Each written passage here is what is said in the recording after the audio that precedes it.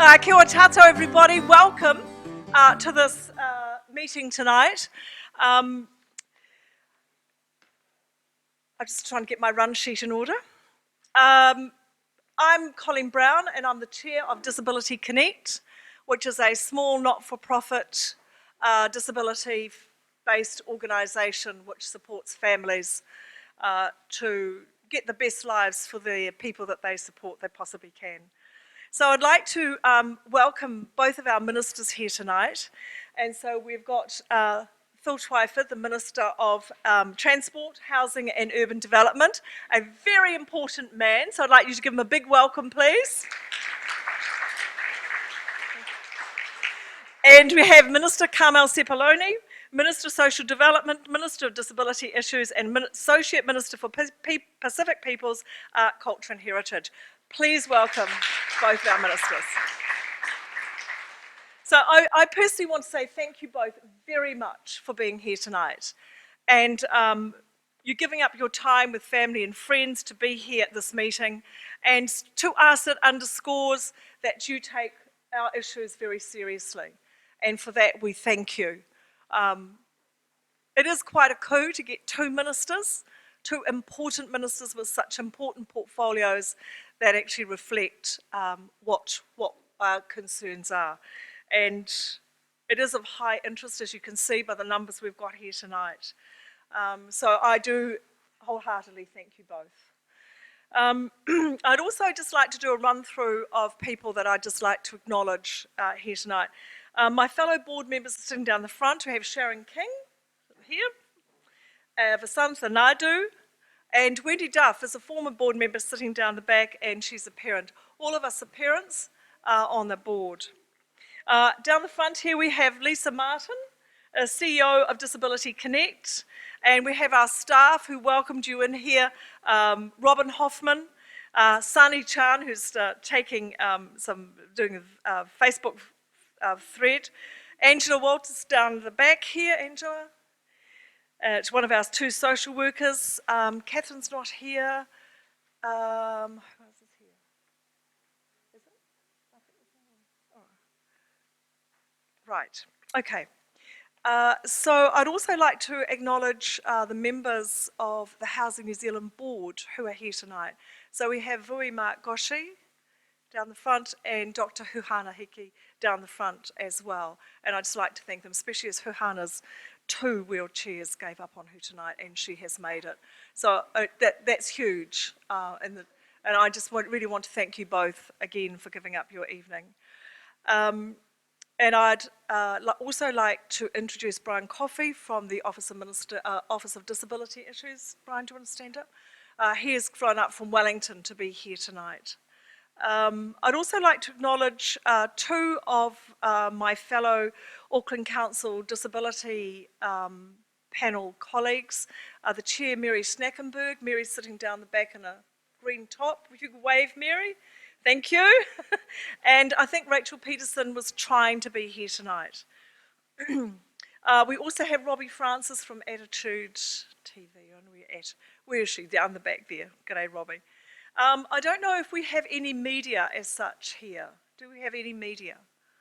No? That's wonderful. So we can be as free and open as we like. People who've just arrived, do come and find a seat. There's some down the front. You know the late ones always have to sit down the front. You can see I was a secondary school teacher. Come on, you late ones, down the front. So just some basics. The bathrooms are up through that door or back through around and they're out in that vicinity there. If there is an emergency, please help each other to get out of here, you know, down those stairs. And we'll, you know, we'll get outside. That's okay. Now, just a few things. We've got around the walls here some posters. And we're distributing some little sticky things that you can write on. Have we got those distributed? Yep. From time to time, you might have a question that you want to answer, and you might not want to stand up and say that. But at the end, you can go and stick that on there. And In other times, we've actually had time for people to sort of cluster around and fill those up. We may not have time for that tonight, however, the opportunity is there. So just please, as you're writing things down, if on the back of it you just put your contact details or your name, then we can get back to you on it. The proceedings tonight are being streamed live. We have a number of people from other centres who can't be here tonight. So whilst we might think this is only an Auckland region issue, it isn't, it is a national issue. But we're leading the way. So we're live feeding it through our Facebook page, and from time to time I'll stop and see if there's any questions coming in from those people from elsewhere. And we're also videoing it, filming it to go on our website so that other people can see the whole proceedings after it's been edited. And so then you can put your questions in, we'll have time for questioning. So the evening is in 3 parts. I'm just going to do a quick presentation as to why we're here and how did we get to this place. Not so much driving here, but how did we get to the situation we're in? And what are people saying to us at Disability Connect about the housing issues? Then we'll hand over to the ministers for them to comment on where they see the situation. And then we'll have time for questions from the floor and Facebook feed. Now, the rules for engagement, I'm quite firm about this. Be kind.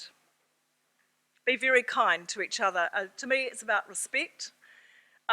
It is the end of the week. We'd all be rather be sitting on the beach eating fish and chips, but we're not. We're here debating and discussing and trying to work together to unpick a really serious, challenging situation we find ourselves in. So essentially, ministers, what we're asking is for a plan for the way forward, and that we want to be part of the plan. We know things don't change overnight, but they've got to change. So, a quick trip back from where we've come from. Oh, a bit louder, sorry. The big school teacher voice. Right. Okay, here we go. Up here on the screen, I hope everyone can see that while I'm standing in the way. You all right? You okay? Here we go. Who's doing that? Lisa, are you doing the slides? Okay, this was just from one of our first meetings. Who will speak for me? Who will speak for who when I can't? That was a mother's plea at one of our first meetings. The next one. Oh, I'm sorry. We've got Melody up here, who is our interpreter, our sign language interpreter. From time to time, she'll need to take a break, and she will hop down from her high perch here. But thank you, Melody. So, the purpose, for a voice around housing and support for disabled adults to be heard at ministry level, and for disabled people and their families to have a plan after a disabled person leaves school. And we've actually hit that one absolutely after they leave school. And for some action to be taken at ministry and minister level. I've got here the New Zealand Disability Strategy. We put out a question to parents taking their children into school for the first time or transitioning between schools, and asked them, did they know about the New Zealand Disability Strategy, and they said no. That grieves me, and it grieves Robbie down the back, because we were part of the experts group that actually put this together. We have got lots of copies on the back. We would love you to take this home. This should sit in your back pocket, in your as your Bible, on your iPhone, whatever, all the time. This is the way forward. We just got to figure out how we're going to do it. Okay, so New Zealand is a non-disabling society, a place where disabled people have an equal opportunity to achieve their goals and aspirations. And all of New Zealand works together to make this happen. I don't think that's too big an ask. Next one, please. Accessibility. We have access to warm, safe and affordable housing that meets our needs and enables us to make choices about where we go to school and work, and to fully participate as members of our families, whānau and communities. That's what we should be all doing. Thank you. So previous public meetings that we've had It's going back over a year now. Over a year. And can I say, I've had constant correspondence with various ministers over this prior to our night tonight. This is before this particular, our coalition government was created. And I was actually given the runaround. I was flicked from minister to minister and told that Enabling Good Lives would answer all the questions. Well, Enabling Good Lives isn't in Auckland, so it doesn't answer the questions. So it means, for me, doubly the pleasure of having two ministers here tonight. So specific issues raised with numerous government agencies, advocacy is needed, the untrained staff, capacity of disabled adult to negotiate enabling good lives. Huge assumption in enabling good lives is that the disabled adults have support and disabled people living in poverty. Our social workers will tell you that parents supporting disabled children are part of the homeless in Auckland as well. We are part of every level that you can think of. Thanks. Next one. The specific housing and disability concerns raised from families about Housing New Zealand not understanding our needs. That it's not just about ramps and bathrooms, it's more than that. And private landlords cannot always accommodate these families, especially if you've got a child who's on the autism spectrum. You do need additional security. You need additional facilities. Adults with disabilities are not being planned for, heard and supported. Adults with disabilities having to stay at home with ageing parents. And I think the worst one we came across was an immigrant mum in her 80s with 3 disabled adults living at home. No plan. And then we get a crisis, of course.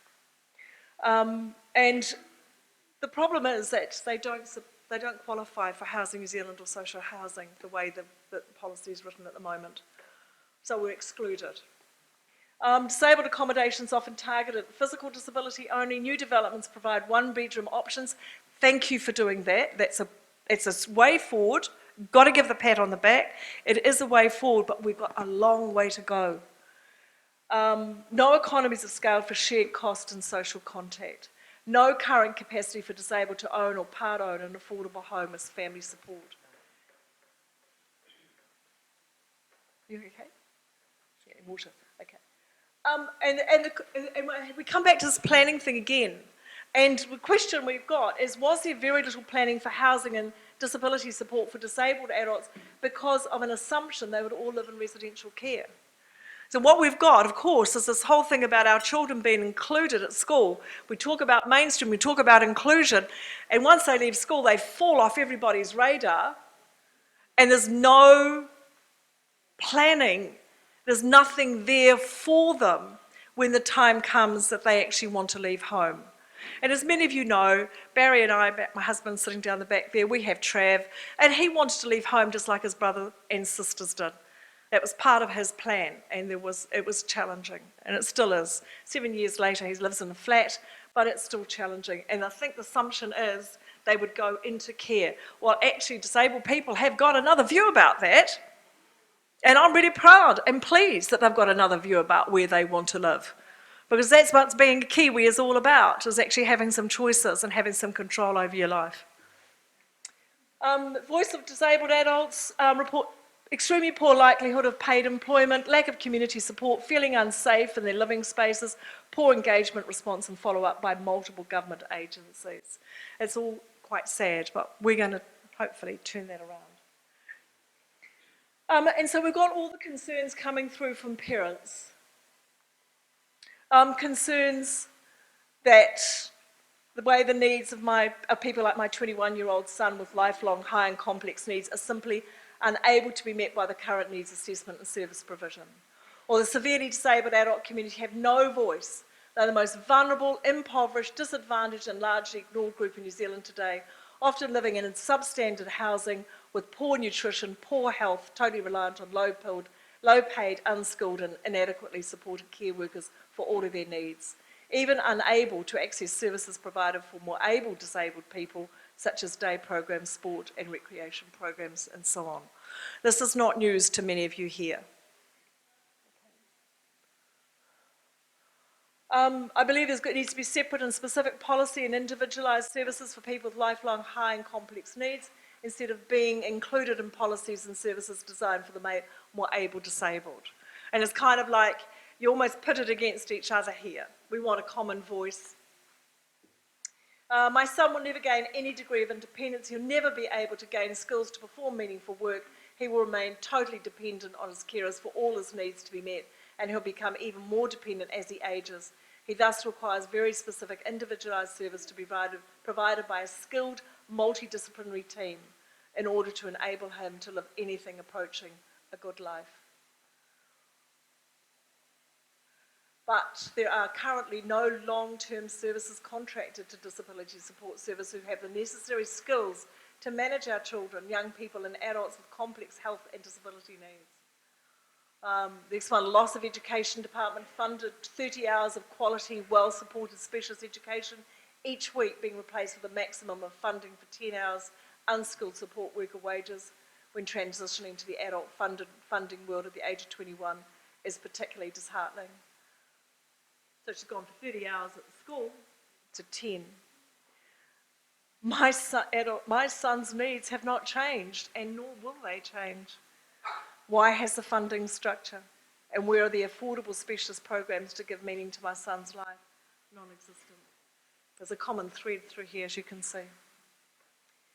As a mother and advocate, I need the reassurance of knowing my son will be properly looked after when I no longer can.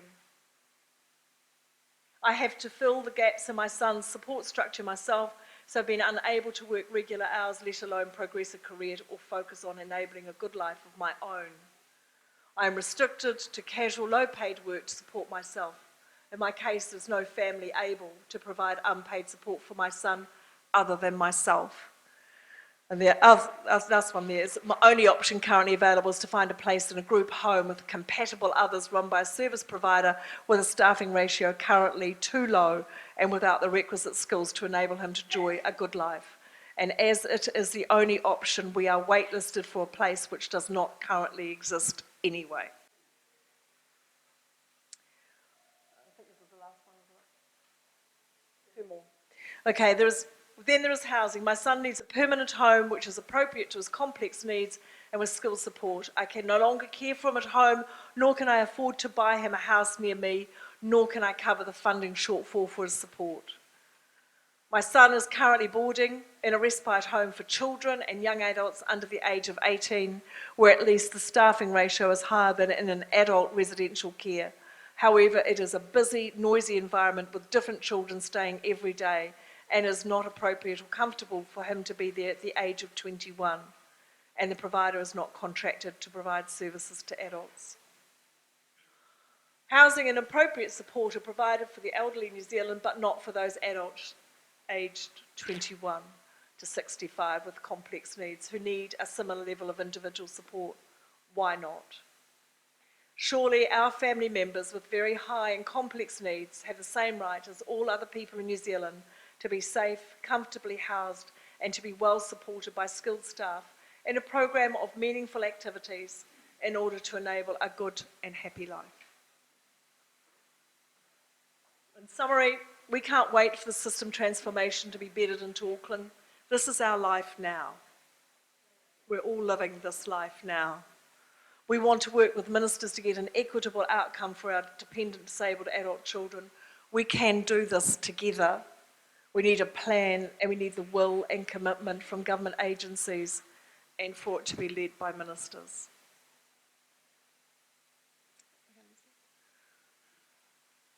We've got your contacts up there, ministers. Just in case. They're all freely available on the internet anyway.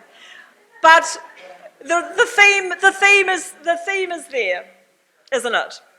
The themes are very clear. And all we want is give us a plan. We don't want our children, after they leave the compulsory education system, just falling into an abyss. We want a plan going forward that we can participate in, is meaningful, is respectful. So, with that little introduction, who wants to go first? You go first. A clap for Polly.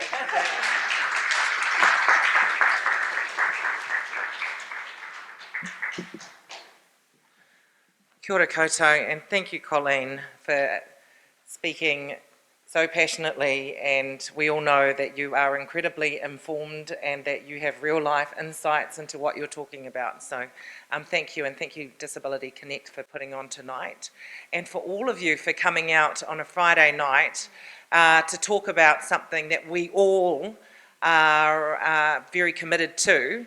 I know for many of you in the audience, you have first-hand experience of the challenges that Colleen is speaking about. So I do want to acknowledge you all for being here. Can I acknowledge my ministerial colleague, the Honourable Phil Twyford, who is the Minister for Housing and Minister for Transport and got stuck in Auckland traffic on his way here, which is why we're a bit late starting, so blame Phil. And also wanting to acknowledge, in a respectful way, also wanting to acknowledge that we've got two members of the Housing New Zealand Board in the room, so Mark Goshi and also Dr. Huhana Hiki, and I do want to give them a round of applause too because they're doing a great job. And so can I just say, Colleen, you started off by putting a challenge out there and saying that we need a plan. Yep. We do need a plan.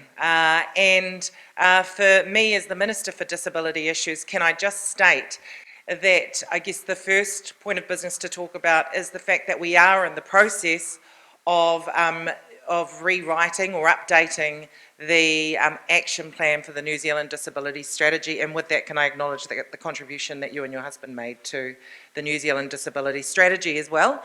But the action plan is in the process of being updated, and all of the things that have already been raised tonight, and I'm sure many of you have other things on your mind that have not progressed to the extent that you would have wanted them to over the last decade, 2 decades, 3 decades. Can I just say that this is really your opportunity to feed into that plan? One of the main points of criticism about the action plan from the New Zealand Disability Strategy previously that we really need to take on board as we're updating the new New Zealand Disability Strategy Action Plan is that it was really difficult to measure progress. And so one of the biggest bits of feedback we're getting is that when we go to update the action plan, we need to find a way of actually measuring progress. And I'm not going to pretend, as I've said to a couple of people already tonight, and I mentioned to Colleen, that we're coming here with all the answers, because we're really not. We're coming here seeking your advice and your insights into how we do this better. Coming into this role, it was actually, I need to acknowledge our Prime Minister. She was adamant that we needed to have the disability issues portfolio at the Cabinet table. It was the first time in a decade that the disability issues portfolio had been at the Cabinet table.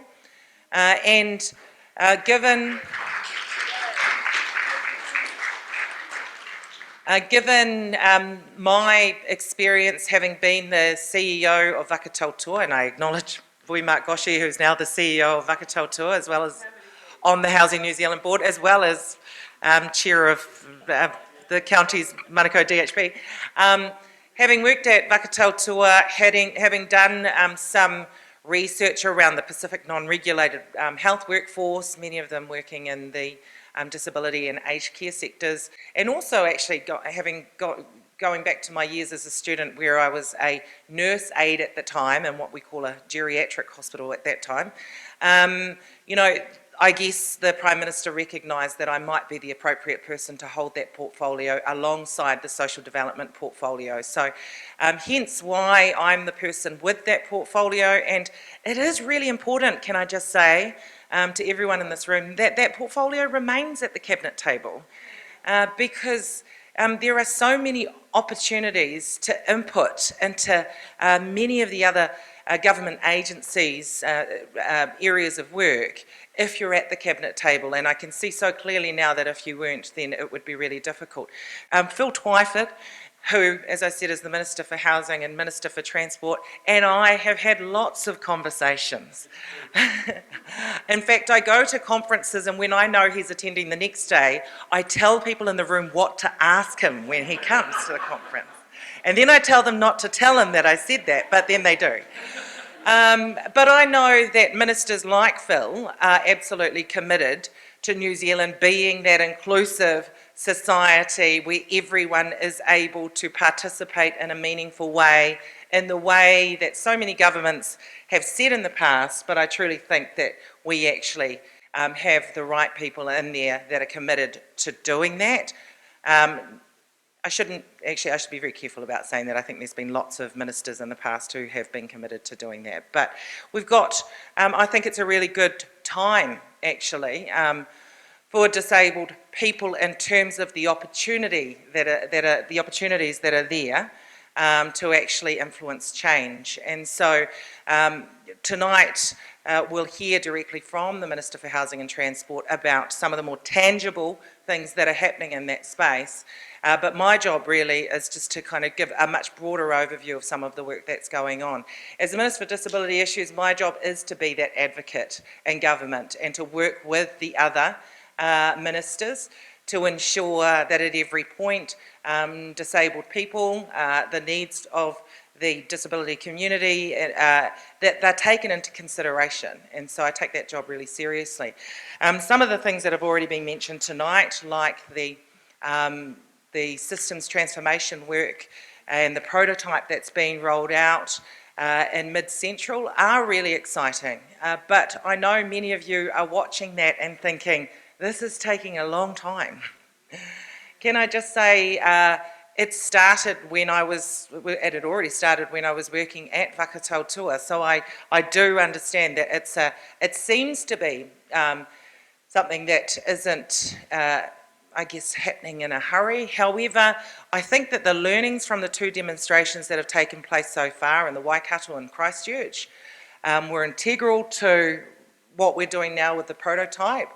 And as we go still, we're making sure that we're taking that kind of try and adjust approach so that we get it right. And we know, all of us in this room, that this is a very complex space. We're not talking about one particular narrow set of needs. We're talking about a broad-ranging group of people who have a diverse number of needs across a large spectrum, and that needs to be taken into consideration with any systems change. So we're excited that it's happening in Mid-Central. It will inform what happens across the country at a later date, but as Colleen has said, everyone else in the country can't be on hold waiting for that work to be completed. So I completely understand that.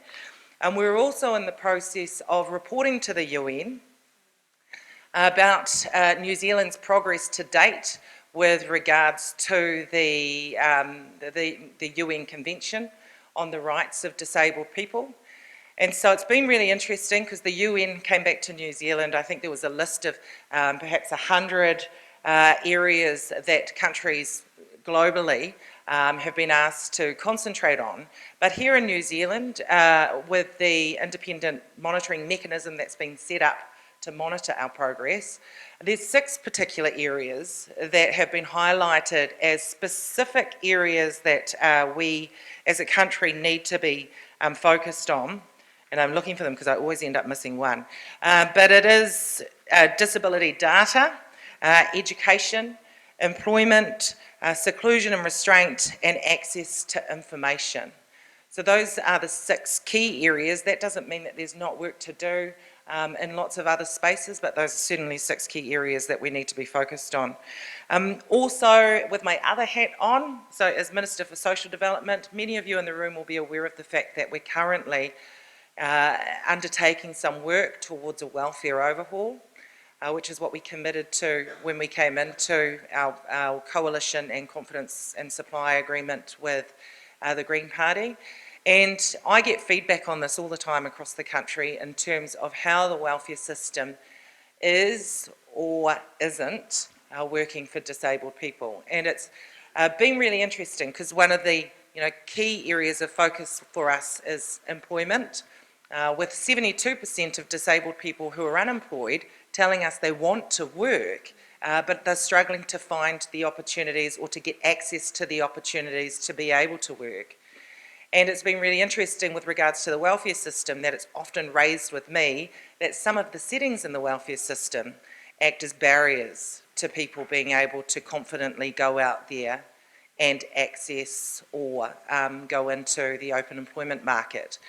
So there's lots of work going on in that space, and just like Mark Goshi, actually, Dr. Huhana Hiki, who's on the Housing New Zealand board, has another hat, and that is she's on the expert advisory group for the welfare work that we've got been undertaken at the moment. So there's lots to talk about. There are other experts in this room too. So as I said, my job was to give the broad overview, and Minister Twyford will talk specifically about housing. But there are other people in this room that have the ability to answer questions as well, if not better, than what we do. And I do want to acknowledge Brian Coffey from the Office for Disability Issues as well, who I can see frantically taking notes as Colleen was talking, because he knows if I can't answer any questions, I'll be asking him to answer the questions for us. But yeah, I won't keep talking. I think I'll leave it at that, even though there's lots more that I could cover off. But I do want to hand it over to Minister Twyford to talk specifically to one of the issues that I know many of you have come along tonight to talk about, and that is specifically housing. Thank you.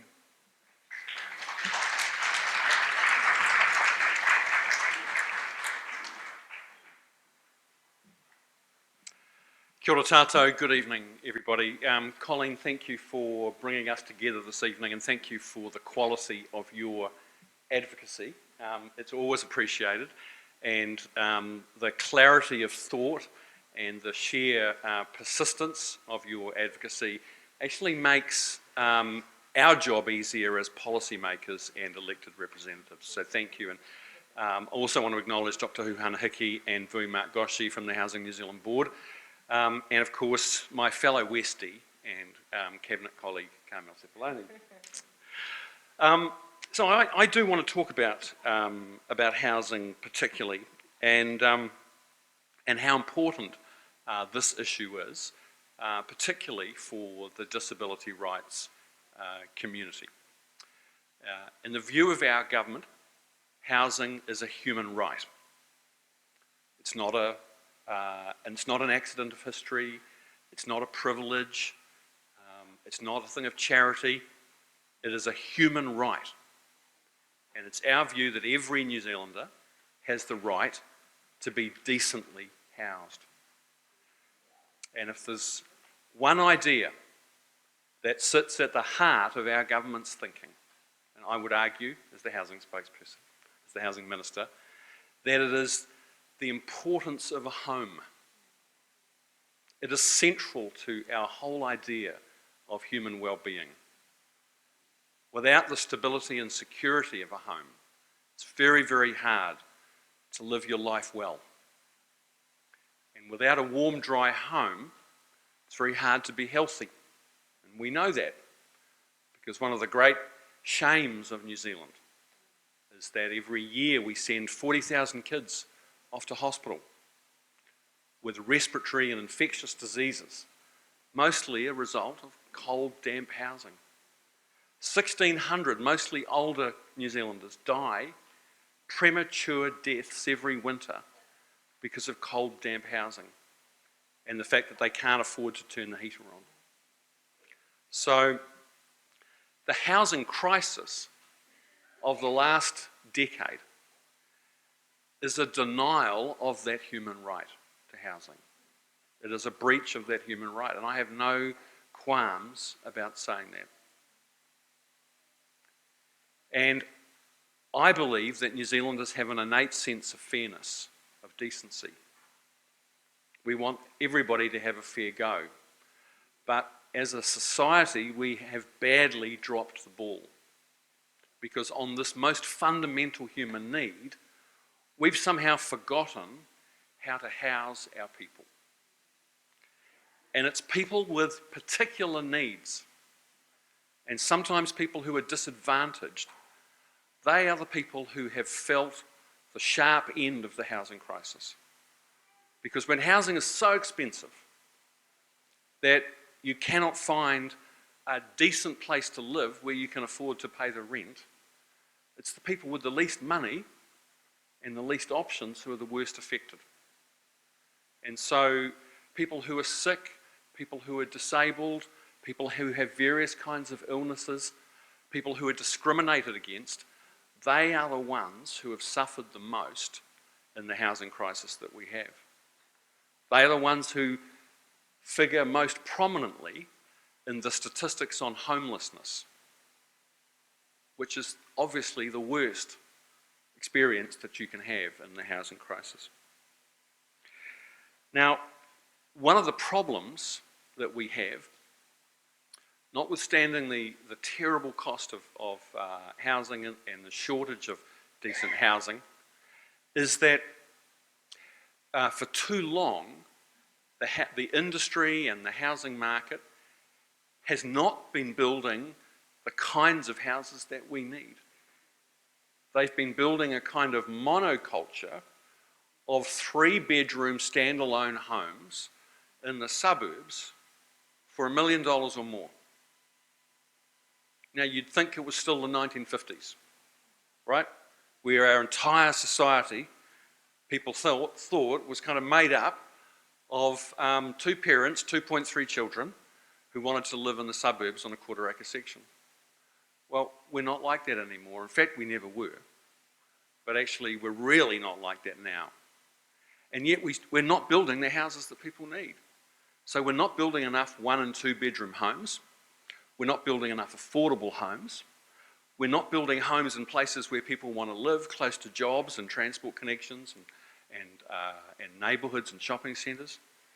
And we're certainly not building homes based on the principles of universal design that allow people to live in them happily and safely through every phase of their life. And we're certainly not building homes for people who have mobility restrictions and need special design for them to be able to live well and live safely. So tonight what I wanted to do is really, in the spirit of what Carmel was saying, I wanted to really give you a brief overview of our direction of travel and our thinking about how we can advance the agenda of disability rights in the area of housing. And as Carmel said, we don't have a fully finished plan to present to you tonight. But we're here really to invite you to work with us to develop that policy and to develop that plan.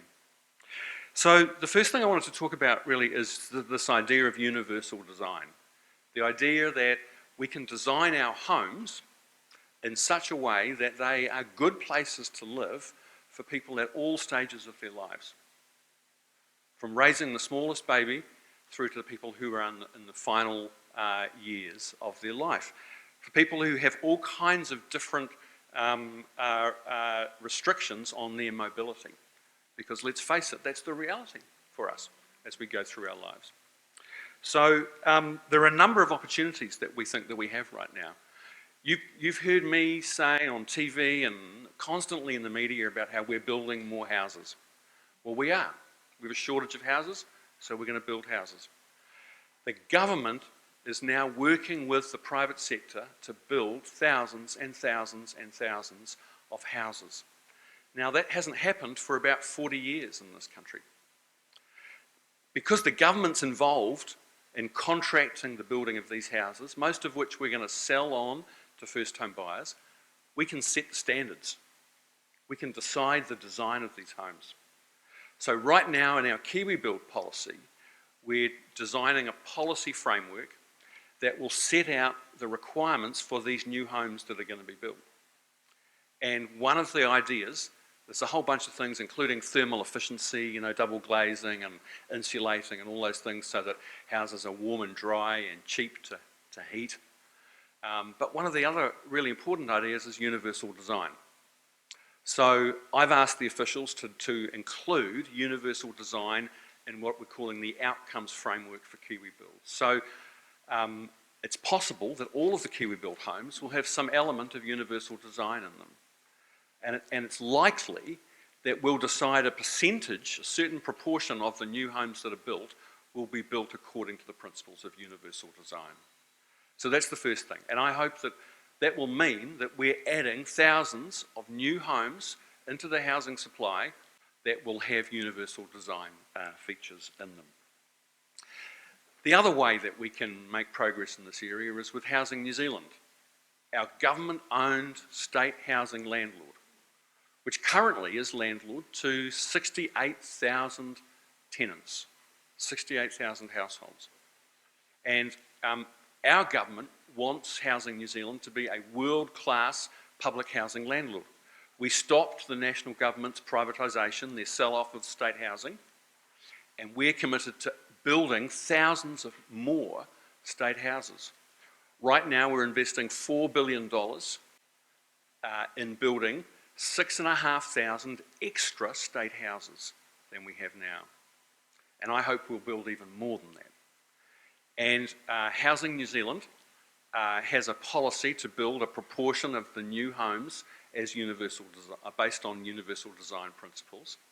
And many of you will know that Housing New Zealand also works directly with tenants to modify homes and ensure that there are supports and that the existing homes can be retrofitted to make them suitable for people who have disabilities. And I hope after I've spoken, Colleen, I'd like if we could invite Vui and Dr. Hickey to perhaps make some comment on Housing New Zealand's work in that area. I'm also interested in how we can work with the private market to deliver more homes that have universal design features. So Housing New Zealand, even though it's a big organisation, owns a lot of houses, it's still only 4% of all homes in New Zealand. It's actually, I wish it were bigger, I wish it would double or triple that, but it's not. And so most people who rent don't live in a state house or a community provider house, they live in a private rental. And many of you will know that actually it's extremely difficult to find a home that has been retrofitted with features that support people who have a restricted mobility. So I had a woman called Carol Gilkison who lives in my electorate in West Auckland who came and saw me a few months ago. And she has a disorder that is making her increasingly restricted in her mobility. And she recounted to me how incredibly difficult it had been to find a rental property that she could live in. And her idea that she proposed was that we use the accommodation supplement that the government pays, the taxpayer pays a subsidy to help top up people's ability to pay the rent in private rentals.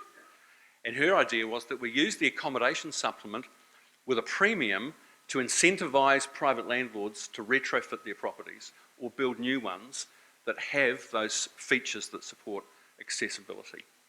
And I thought that was a great idea. And I don't know what you think, but if we could do that and encourage private landlords to retrofit or build a lot more homes that have those accessibility features, that would be a great thing.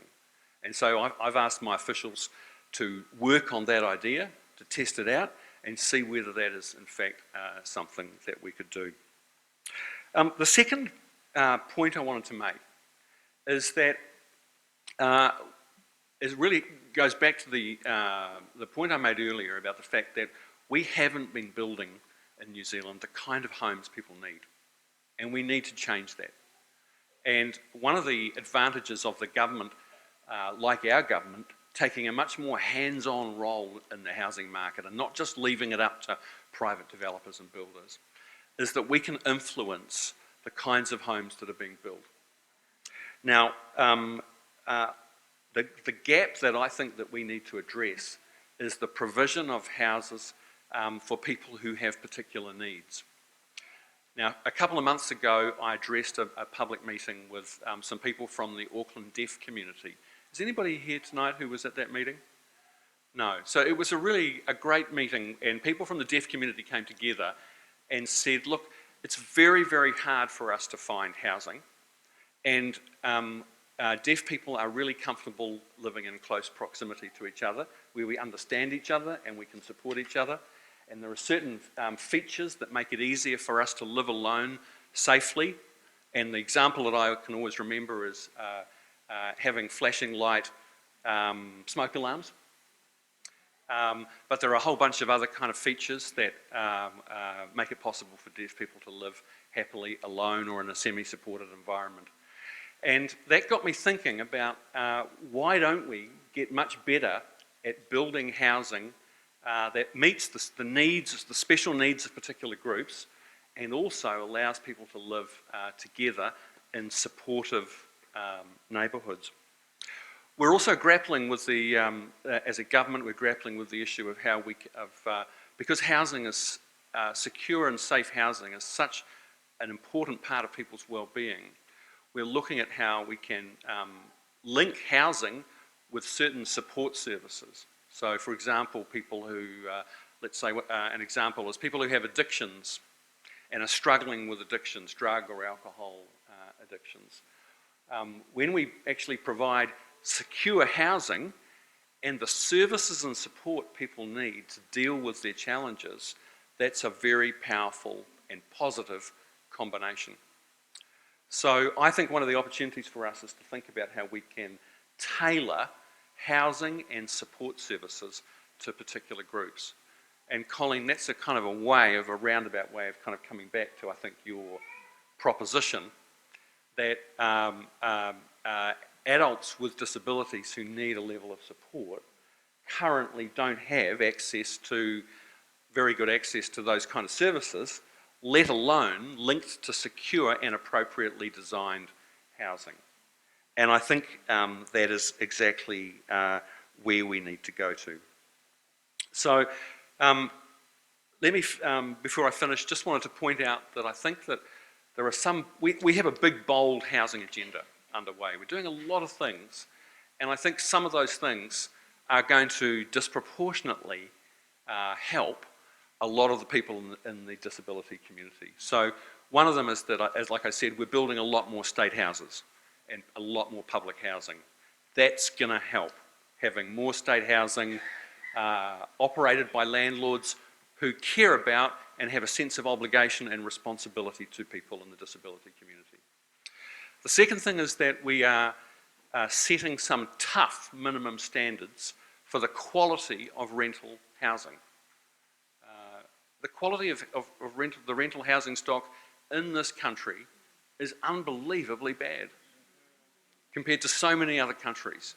And our government's determined to drag the rental sector into the 21st century. The second bit of law that we passed as a government was the Healthy Homes Guarantee Act. And there are some draft standards out for consultation at the moment.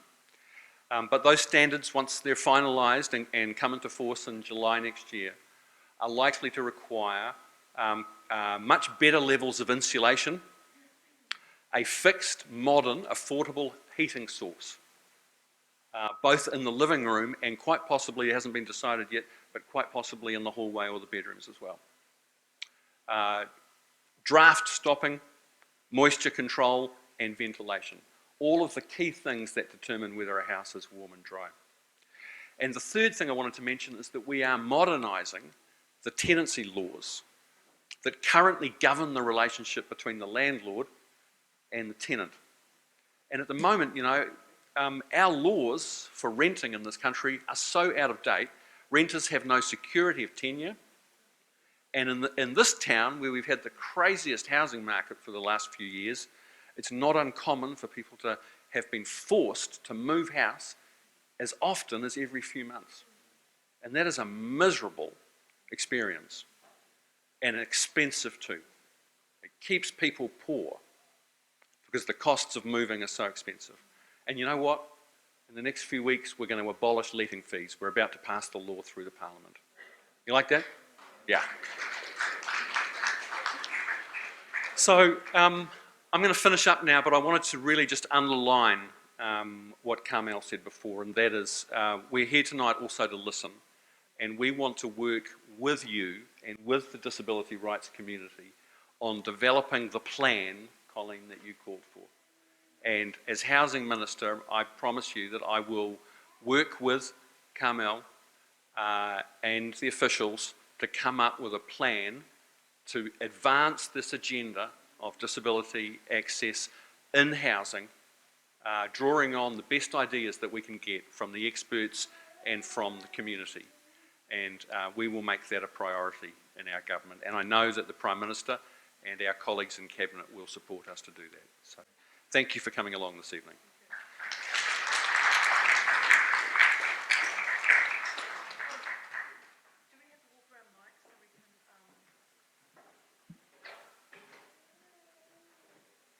I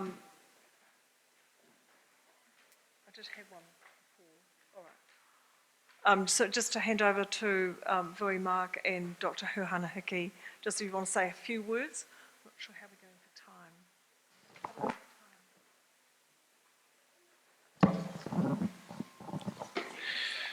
time. Kia ora, tolawhalawa. Thank you.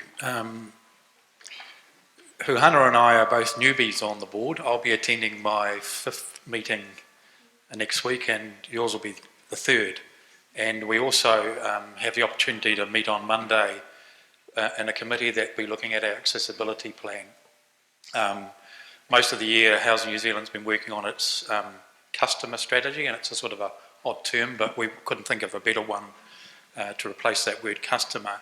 But inside that is looking at the whole of issues around how Housing New Zealand moves from what it was a year ago under the previous government, essentially operating under instruction to be like a private landlord, to be a proper public housing provider and a world-class one. And we can't do that if we don't have a good set of policies and plans and operationalise the way in which we deal with a very large issue of disability. I asked our officials before I came here tonight to give me some numbers. So of the 68,000 houses the Minister has talked about, only 3,744 have been modified. And modification can mean all sorts of things. Inside that, there are 155 community group housing properties and 38 emergency houses. So we're starting from a fairly low base when you think of the potential population that we should want to be housing in state houses.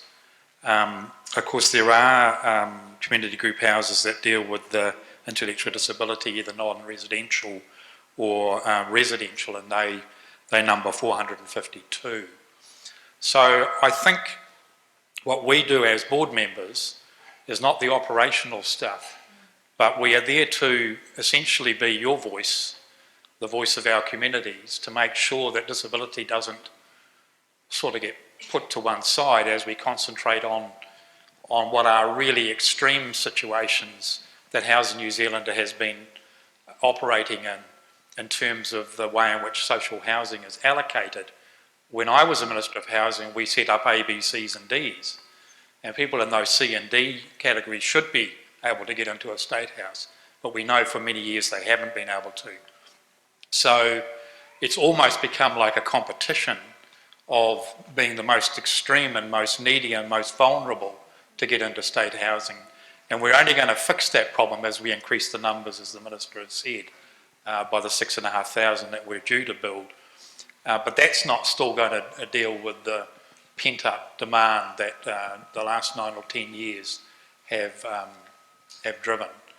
So what we'd like to say is that as we develop our plan, and it will be finished and out for consultation, groups like this are in that consultation process and not left to one side, as you so often are when it comes to being consulted. So I guess we would undertake to make sure that we talk to the officials of Housing New Zealand and other parts of the government agencies that are working on this to ensure that all voices are heard in the consultation process as we develop that accessibility plan and as we build more houses. And as the Minister has said, as we're doing new developments, everyone I go to, I ask how many of these are going to be accessible, and many of them are, but not all of them. And some of that is around just trying to get as many houses built as possible inside the amount of dollars that we have. And in some cases with standard designs, whacking one or two other accessible units in there makes that a financially unviable proposition. And I think we've got to get over that hump, and that'll happen as the numbers grow. So that's from me, and I'll hand over to my colleague who can give you her experience for the last 3 months. Kia ora everybody.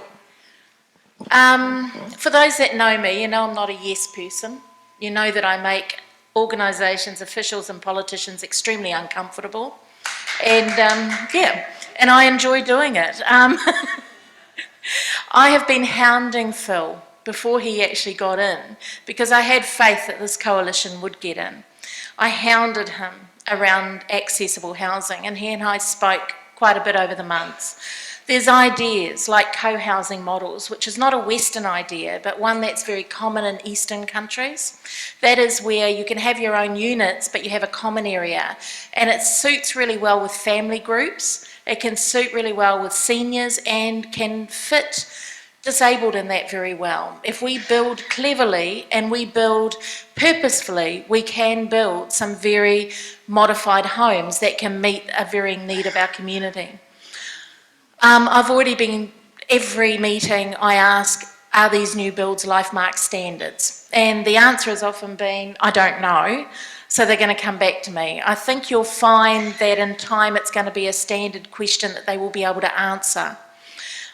They've got to aim for 10% accessible housing or modified homes, but that needs to be higher. So all I can really say is, guys, I'm a State House tenant, I'm in a modified home. I know through first hand what it's like as a tenant, and I will be doing the best I can to advocate for your needs over my tenure. The beauty is that our new chair is Mark. Mark has lived experience, a background, and one of great expertise in this area. So I feel confident in working with Mark that we can actually make a real change for our community. We also need to recognise that disability is not homogenous, it's not one. We're all different. Even no two people with MS are the same. So when we look at our housing, when we look at our community and our demographics, we need to recognise that diversity. So hopefully I can help build some of that in as well. I can only do my best. On the welfare advisory stump, we are listening, we are hearing. We've heard firsthand from the homeless, we've heard firsthand from those experiencing that hardship. I don't want to see another disabled person in a van, living in a van with their family because they can't afford housing. The only way we're going to change that, whānau, is that we keep advocating for change.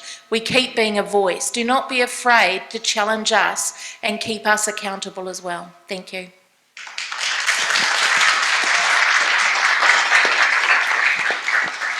Right, we're going to open up to the floor now, but I've just got a few points I want to make just in response to the ministers.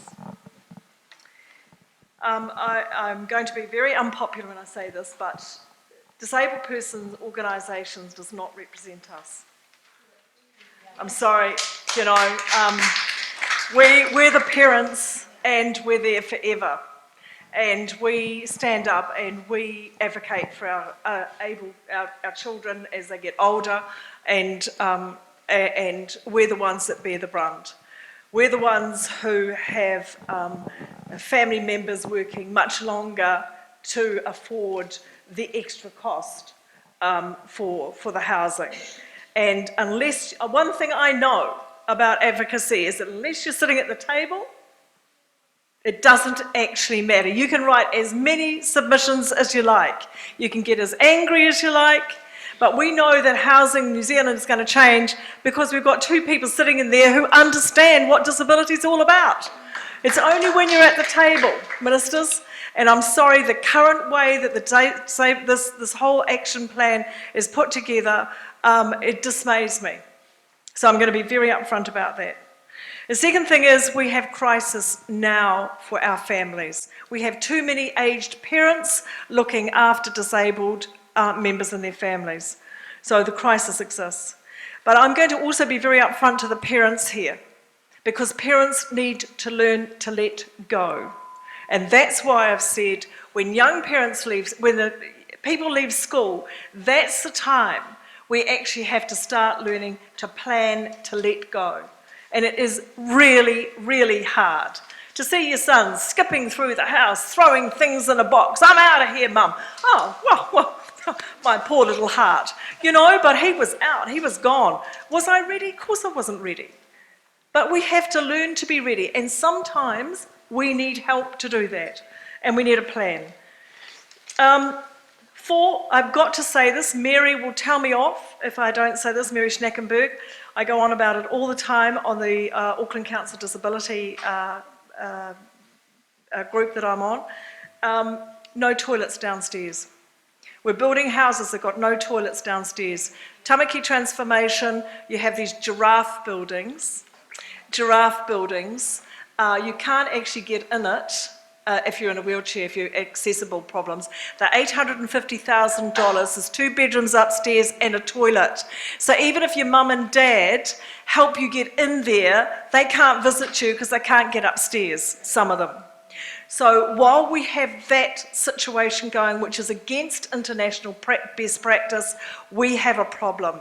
Because if it was me and Travis was invited to a birthday party and he couldn't climb the stairs, he wouldn't be able to go.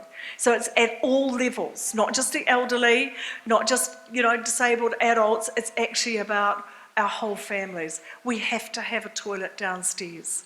It's non-negotiable. And so I'm saying it's actually not just about accessibility, it's about livability, it's about inclusion, and it's about making us feel that we are really part of the society and that we are really part of the solution. So I'm now going to hand it over. Having got too riled up, I'm going to hand it over. Where's the first question coming from for the Minister? Right, down here, the lady in blue, and then to Angela down the back.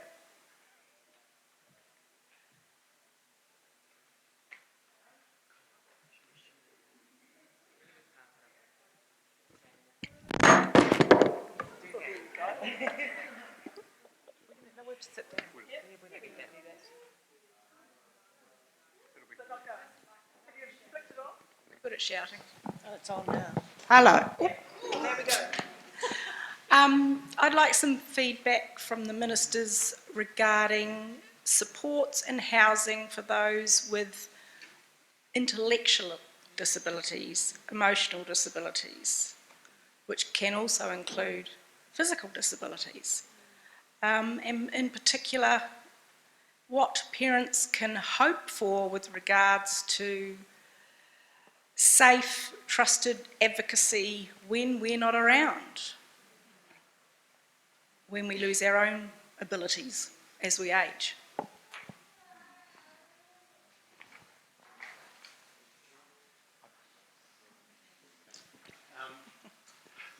So I'm stepping outside my comfort zone here because it's not a policy area it's not a policy that we have.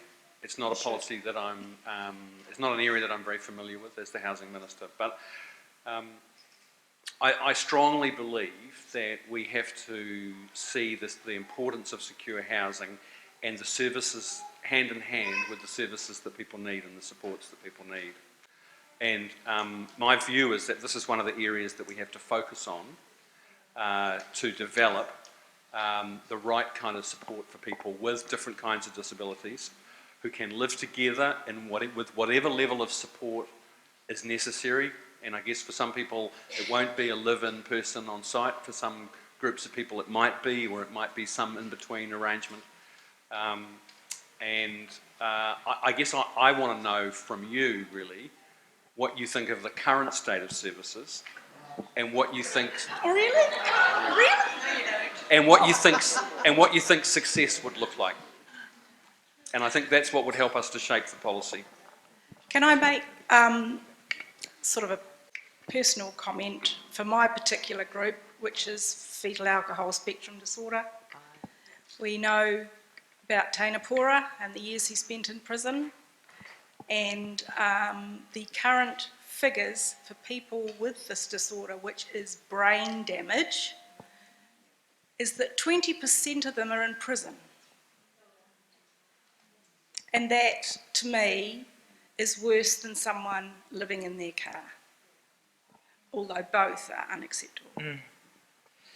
Yeah, and sorry, I didn't catch the end of Phil's answer, but you're right. And recently I had a meeting with the Minister for Justice, the Minister for Police and Minister for Corrections, and it was specific to the number of people with disabilities or brain injury or fetal alcohol syndrome or mental illness that are currently in our prison system. And so it was quite a broad-ranging conversation about the interaction through the justice system in general, and there's a real understanding from those ministers that something needs to be done in that space. With regards to what you've asked Phil, we don't have all the answers to that. I mean, that's the thing. We've come here tonight needing some advice from you about how we do this better, and as Vui Mark-Goshi has pointed out of the entire housing stock, only 150 of the Housing New Zealand houses are set up for community as community facilities. So, you know, clearly that provides some space for opportunity, I think, and for further thinking. Talking to Colleen now, you know, there are obviously facilities that are set up but are funded through the health system as well. So there are things happening across different ministries, but as you know, and everyone else knows in this room, it is very ad hoc. Geographically across the country, some regions have access to you know, better standards of living than others, but I don't think any region would say that they've got it to the point where they need it. So this is where we need that advice. I am going to reflect on something Colleen said about the New Zealand Disability Strategy and the action plan, and how disability persons' organisations can't speak on behalf of all parents and disabled people. We recognise that, and that's why Brian and myself have been trying to get out to the regions and talk to disabled people on the ground, their family members and the organisations in those regions. We're not relying on a group of people in Wellington and Auckland to tell us what to do, although we value their advice, but it's all of your advice that will help inform that action plan. Can I just make one more comment, then I promise I'll hand it over. With regards to ministries working together, I've been raising and looking after my two for nearly 20 years, and I've really had a guts full of being ping-ponged from health to social, to health to social, and getting nowhere. Absolutely over it. Because the thing is, if these kids, a lot of them had supports in the right places, they would never ever end up a drain on society. They can work and they want to work, as has been said before. Thank you.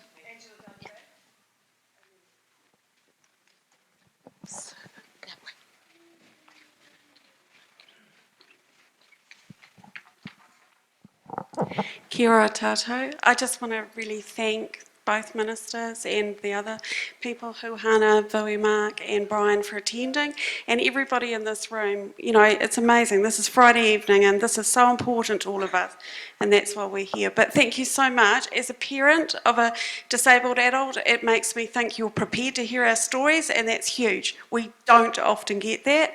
And also, as someone who's privileged to also work in the sector alongside families, it's fantastic to know that you're prepared to hear their voices too. My husband and I have three gorgeous adult children. We're lucky enough to have a son who's 25. He has autism and an intellectual disability. And as Hana says, you know, disability looks very different. Miles doesn't need a ramp or anything like that. He's actually probably got ADHD as well, so he's pretty bouncy. So I just wanted to say that families can't keep their disabled adults at home forever, because we will not live forever. We know that the system's changing, the option of residential care is no longer available, and also it's not what our people and our families necessarily want anyway. We're lucky enough to live in the lovely area of Tamaki, and every day I drive to work through the Tamaki Regeneration Project, and it just astounds me every day what's happening. It's great, but I know there's 7,800 homes geared to be built there. 5 one-bedroom units, which are already filled, are for our people. And that's under accessible properties, and to my knowledge, there is nothing else. That's not good enough. That's not enough. We would love Miles to be able to live with a couple of other mates in a house near to his community. He goes to the gym in GI. We want him to be part of his community. But he's on the housing, registered with Housing New Zealand, and his only option is a one-bedroom flat. But I know that he's never going to come to the top of the list, because like Vui Mark says, he's probably a D or an F, because we're not going to kick him out of our house, you know, because we love him. But the reality is, we're getting older, we have other children, you know, we don't have the money to go and buy numerous houses, especially not in Auckland. So, you know, our family's needs are really real, and I just want to thank you for being here to listen to our stories.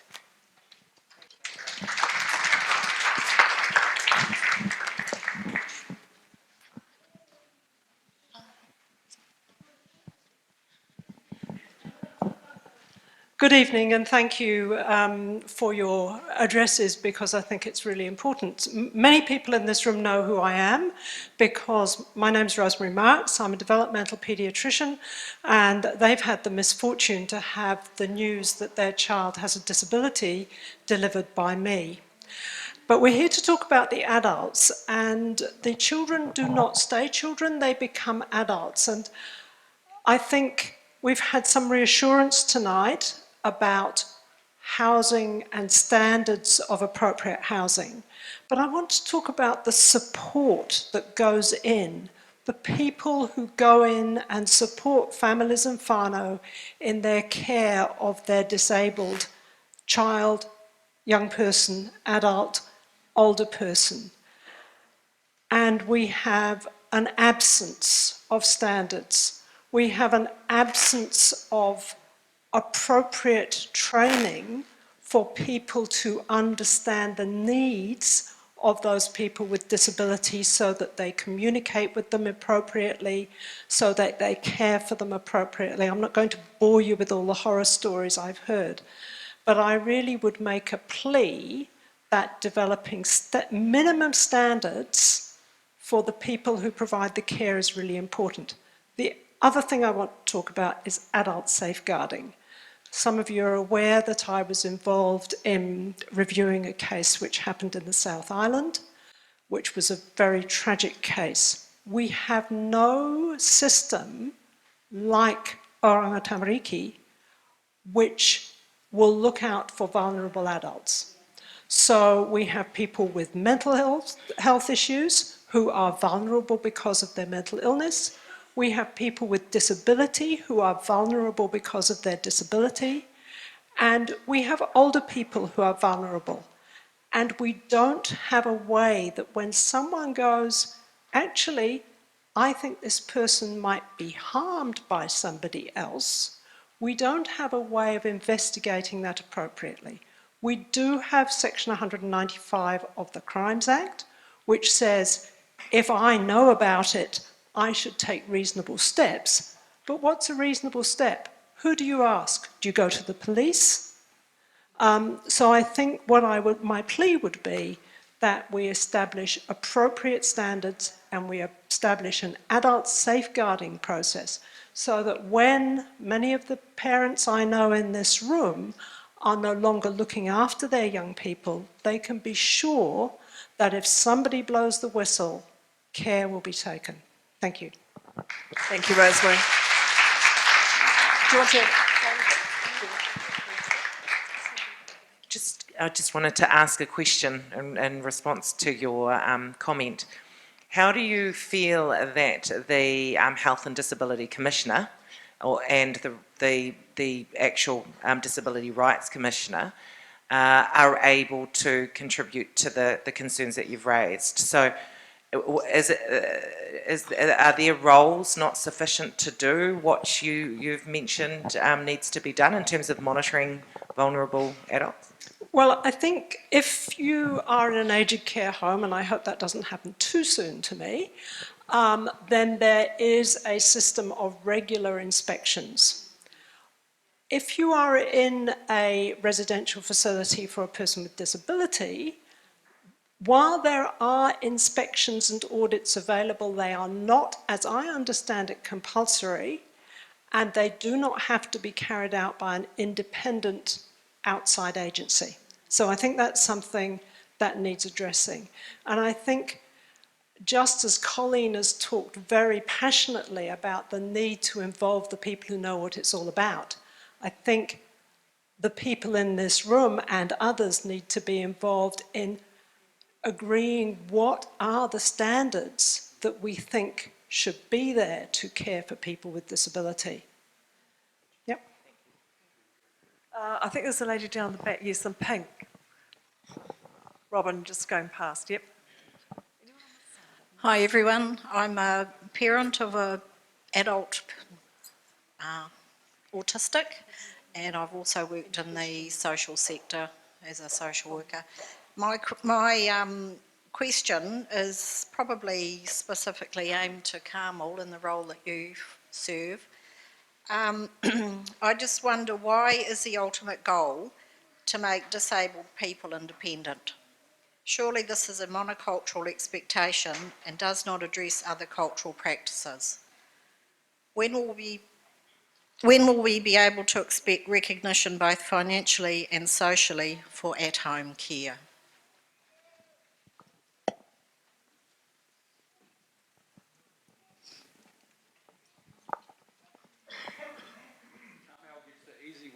Yes. No, thank you for that question. Phil's smiling because he doesn't have to answer that. But, I mean, that's a complex question. There's lots in that.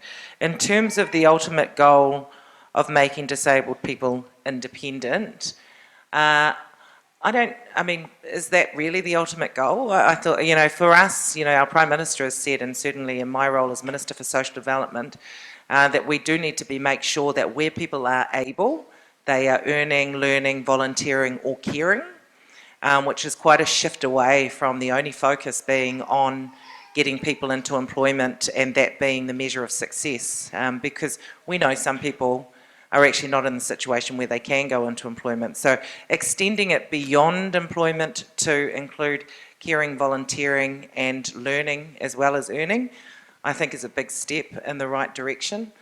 But going back to the employment side of things and what it is able to give to those that are able, in terms of independence, I think we can't ignore that, especially given that, as I said earlier, 72% of disabled people who are unemployed want to work and want to be backed to work, whether it be full-time or 1 day a week or 3 or 4 hours a week. So I think it's important for us as ministers and for us as a government to support that aspiration where that aspiration exists. But the conversation that I have quite often with Under Secretary Jan Logie, who's working quite closely with me on the welfare overhaul, is that actually there is a fine line. It's important to put that emphasis there, but also understanding that there are some people who cannot, and they should not be made to feel bad because they cannot do any of the 4 things that I mentioned earlier as being areas that we want to concentrate on. So in terms of the work that the Expert Advisory Group for Welfare has been set up to do, one of the things is income adequacy. Part of it is also making sure that the welfare system is fair and upholds the dignity of all those that need to access it. And so we do need to look at ways in which we can make sure people are able to contribute in a meaningful way that may not always be employment. So that's an area we're exploring. And, if you, as the mother of a disabled autistic young man have ideas on how the welfare system can do that better, then I know I'd be keen, and Huhana would be keen to hear it, because that's a stream of work that Huhana is leading for the expert advisory group. And this is us trying to get that feedback from you so that we can do things better in the welfare system.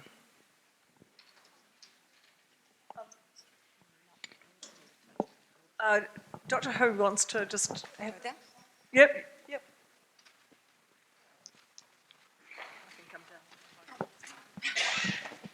I don't want to hog your time, but just two very quick responses to yours. We are listening, and I am doing the health and disability, but we are clearly aware that employment has changed in 40 years, and also not everyone can work. There's a sector of the population within our disability community that will never work, but those that do and can, those that cannot get into paid employment, we want to also look at valuing volunteer work, the role of family members, the role of partners, of parents, of siblings, all of those things we are looking at. But can I ask that you guys please submit a survey response? The website is weag.govt.nz. On there, go to submission, and please make a survey. Please respond. We've got 5 questions. What doesn't work? What does work? And your ideas for how we can make it better. The more you respond, the more we can't ignore. And I can tell you now, we're not ignoring. So please do. weag.govt.nz. So weag.govt.nz. You can see me after if you want that again. On the, for the paediatrician, can I just quickly respond on that? As a lawyer who oversaw welfare guardianship, triple PRs, personal protection property rights, you're absolutely right. One of the ideas that we can look at would be something similar to the District Inspector for Mental Health. We do it already under the IDCCNR Act. We do it for the Triple PR. We could easily extend that without a huge cost. And if we wanted to, we could even strengthen it, because the problem you've got, the Human Rights Act is not adequate enough. I sit on the tribunal. The Human Rights Act is limited. Health and Disability Commission Act is fine, but most people don't know how to negotiate, so we need facilitators for that. Kia ora. Colleen, if I could just add, kia ora, Brian Coffey speaking. So just want to mention a couple of other things that are happening around work that the government is doing. One is a review of the carers strategy, and secondly, a look at the policy settings and legislation around funded family care. So those are 2 other important elements that I think absolutely speak to the issue that the lady down the back highlighted. Hi, my name is Ahmed, and I just want to ask a question. It's my first time I get here. I never know about this group. I have a son. He's 5 years old. He's a disability. He's got a seizure problem. He cannot walk. He cannot talk. He cannot sit down. I'm living in 3-bedroom house, and 1 bedroom is full of his walker, extending from his trolley, all his equipment. 1 room he sleeps, and my daughter, my little son, me and my wife sleep in 1 room. I've been living in this house for 3 years and trying to talk to the Housing New Zealand. That doesn't help me at all. One day I called the Housing New Zealand and I told them I have these issues. And the case manager told me, take all the junk from this room. They called my son trolley, walker, staying by junk.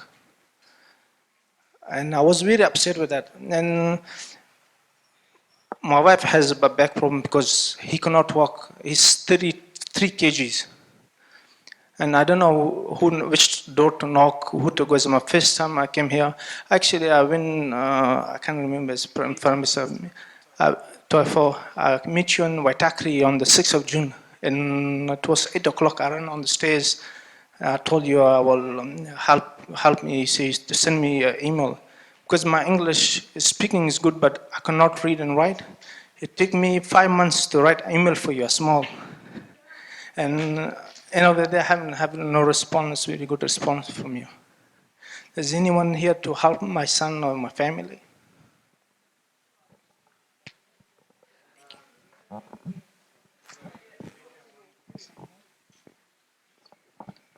So thanks for that. Tom, my staffer who's here, will come and talk to you at the back of the room and get your details, and we'll organise to see what we can do to help. All right?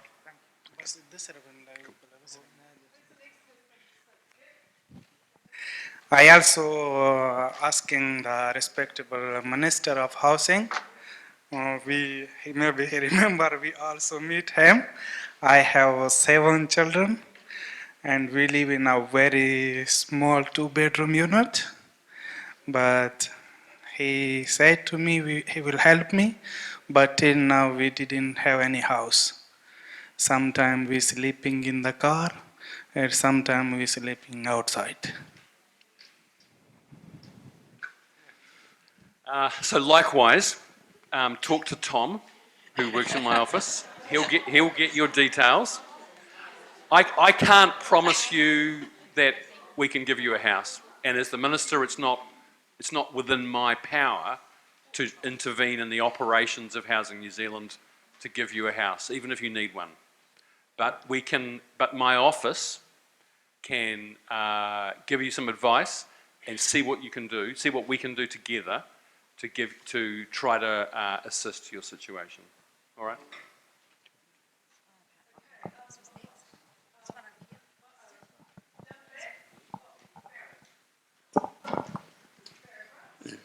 Thank you. I was interested in Colleen's question earlier on about the toilet upstairs. Now, in my sort of experience, as you said, Minister Twyford, this may very well be an operational matter and a detail that you can't get involved with. But the test, I think, if we came back to a meeting like this in 3 or 4 years, and we asked the same question, the answer would be interesting. And I know a little bit about what you can and can't do in these things, because those who know anything about building control and planning and those things know that there is nothing in the ordinances that requires these sorts of solutions. So therefore a state funder or a state housing builder can sort of set an example. And I think it's very important that when you're looking, because I think it was good you were talking about the universality of design, because this is a sort of a little feature of it, that maybe when the consultation goes around like that, you look at case studies.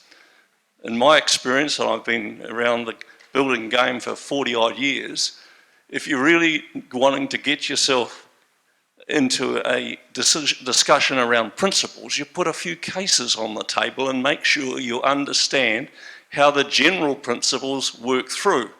And my experience with policy people, with respect, is that a lot of them fall over when they get to the detail, because that becomes something for implementation that others do. And I'm aware, Minister Sepuloni, that you have a building and construction responsibility. No more. Oh! See, I needed a case study to actually trip over on that, didn't I? Yeah, but what I'm saying is, it is a good idea to try to run an exercise that forces you to try out some of these things. And I would think that in this case, you're going to find there's no regulatory instrument that forces you to put a toilet in the ground floor. And you'd have a pretty major regulatory change to force it to happen.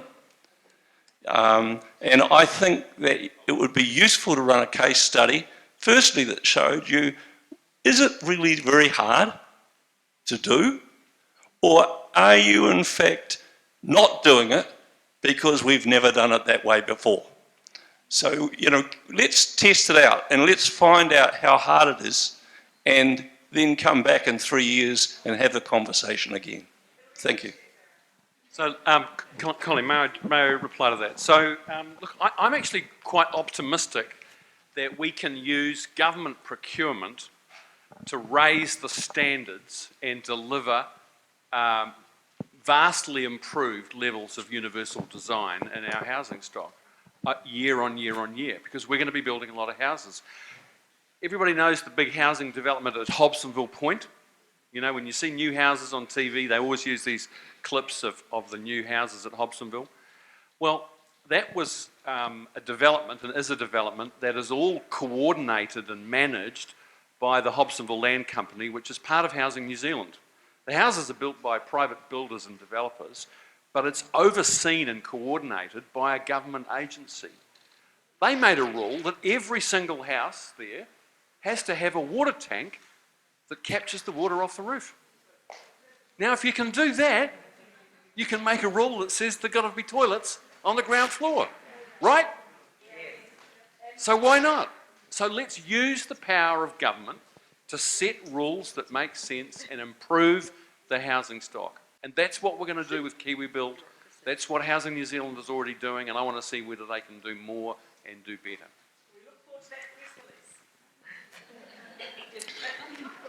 Hi there. A common theme I hear is capacity, whether it's housing, roading, shared services, care facilities, whatever. We're in the final throes of transition. Our daughter's about to turn 21, so is falling into the abyss. We're looking at transition and what are the options for what next year looks like. We've been through 9 months of that and have come to nearly the end of that with there aren't any really options in terms of she's in the can't. She's physically able but mentally disabled. So in terms of two things, in terms of capacity, the 10 hours per week you spoke of right at the start, we can only fund with the funding we've got 2 days a week. And secondly, the actual facilities we've gone through the options and most of them have fallen off the table because there's wait lists or they're out of reach in terms of regional distance. We can't afford a $60 taxi every day to get her to facilities outside of our area. Your comments on that, please. I guess, I mean, this is where systems transformation is what we're looking to bring about the changes that will benefit families like yours, but we can't give that to you immediately. What we're finding when we go across the country, because of the fact that we're only at prototype stage with Mid-Central, but what we are finding with the families that are engaging with systems transformation is that they have been able to more effectively use the types of funding that were allocated to them in ways in which I guess they had no choice but to take the types of services or supports that were offered, even though it wasn't the best for them. So I'm not sure if you know how it works, but basically we're pooling government funding and saying, okay, to the disabled person themselves, this is the funding that you're eligible for, and rather than the system tell you how you're going to use it, we're going to give it to you and you decide how you use this for yourself. And with parents who have young children, they then get to decide how they'll use that. Some really good examples of this, and I know it doesn't help you right now, but this is where we want to be heading as a country. With the Waikato demonstration, a young man who previously, before we had the demonstration in place, was allocated a certain amount of care hours every week. He was autistic, and with the Enabling Good Lives Systems Transformation, he decided that actually he didn't want the care hours, he wanted to be able to use that funding to put towards an art tutor. And so he did that, and that young man actually, just in June this year, took his exhibition with paintings on the Sustainable Development Goals to the UN, where he exhibited it, and he's also taken it to Paris. But I've met parents who've used the funding that might have been allocated to other supports and services to things like access to swimming lessons for their disabled daughter, a zoo pass for the whole family, basically. So changing the way we view how we fund services and handing that decision over to disabled people themselves and their families. We're just not there for all of New Zealand yet, and I guess that's the situation that you find yourself in now. And that doesn't mean that you shouldn't be proposing to us how to do things better or a direction for us with the action plan. Like I really, would strongly ask that you do that, but I just know that we don't have all the answers for you right now. I think you've raised an interesting point here because it is about capacity, and when you look out there as parents, our problem is that where you might want your young person to join an art class or do something quite creative, but often there's actually pushback or from the system or from the individuals who run that themselves, because there still isn't an acceptance that people who are disabled have a right to be actually in the mainstream of our society. They're still seen as, oh, you actually need to go over there to that special program. So that is a really difficult one to keep on pushing against. And to be fair, ministers, a lot of us sitting here have been pushing the boundaries since our children were babies. We're now getting a little bit older, might I say, and we're kind of over it, and I think you spoke for that. We've been doing it at school and health and in the welfare system year upon year upon year, and actually we're over it. We actually want someone, magic fairy, whatever you call it, come along and say, look, Colleen, have I got a deal for you? And I'd be first in the queue and I'd probably elbow a few people out of the way, because actually you get over it. We're survivors in this room. We are survivors, and we're survivors despite the system, and it's tough. And one of the first lessons I ever learned was that professionals come and go, but parents are there forever. Make your best buddy your parents. And it is hard, unrelenting. It's relentless, this pushing back, always trying to put your child forward, always trying to have to sell them in a market that actually doesn't want them. So we've got down here very patiently waiting. How are we going for time? 10:02. Make it quick and snappy. Quick, quick, quick. I'm a mother of 4 children. I acknowledge and I'm grateful for you ministers to come. Disability Connect has always been my guardian angel, Colleen, Angela Walters, because I live in an area where they don't really have a network for disability, so I have to step out of my comfort zone, like you said. So I have to go to Otahu, because where I live, it's not only the worst area for power outages, for disability, but my question to the Minister of Housing, please. I'm talking about security. What is your expertise in? Because the thing is, I don't feel safe. I mean, my children now range from 19. I think from a point of view of someone thinking, oh, disability, they're really, but they're very intelligent, very special people and children. So the way I see it, the question I have for you is, how do you feel safe, security-wise, and how do you keep your children safe, security, foundation, and because they removed the extra bolt on my back door, and the thing is, my children, they fidget, you know what special needs children are like, and they keep getting outside of them. And I live in Ferguson Street, Mangere East, and it's really dangerous there. And it's like I don't have, it's not fully fenced, it's near the road, and I'm also concerned about other children in the neighbourhood. And my son, he has his moments, and it's like there's the old woman next door, and when she's hanging her washing, and when he has a bad day and he starts screaming, oh my gosh, it's like, it's worse than those alarms.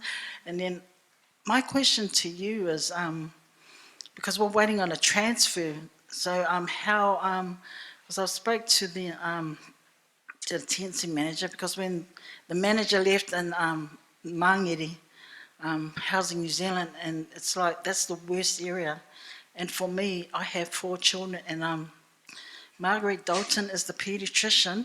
She is the one that opened the doorway for me to go through to Disability Connect, to Angela Walters, to Lisa and Angela, and I'm really grateful, and Robin, and parent to parent. So it's like, for me, I have to step out. I've got to go all over the place to get help for my children. I mean, at school, they're not really communicating, and the principal's, Kathy Davidson, she's been trying really hard, but Taikoa Trust is not responding. So it's like, I went to the Expo Disability, and the woman there said, the good news is we found a woman to cater for 4 of your children. I mean, 1 is hard enough, but 4. And then next minute, but she's training. And then I rang up again, but sorry that she's left. And then they give me another woman, and she goes, oh, problem is I'm going on maternity leave. So now I'm in the lurch, and my paediatrician and my group petitioner, they're really annoyed. So I've got so many issues. Sure, thank you.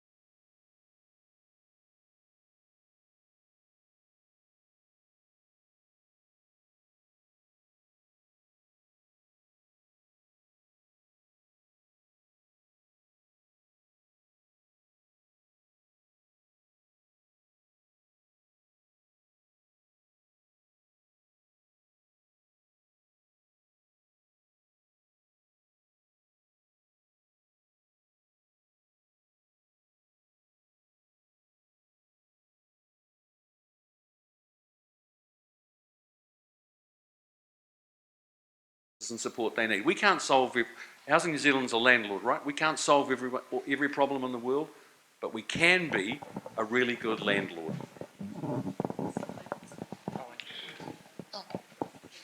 I do think, can I add though, that you should also speak to Tom at the end of this.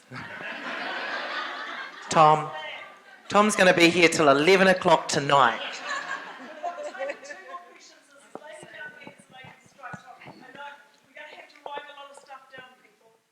Hello. Oh, okay, it works. Okay. I'm just shifting the topic to more about the employment. And I know we are here to talk about housing mostly, but since we already have touched on employment, I thought it might be a good space to talk about it.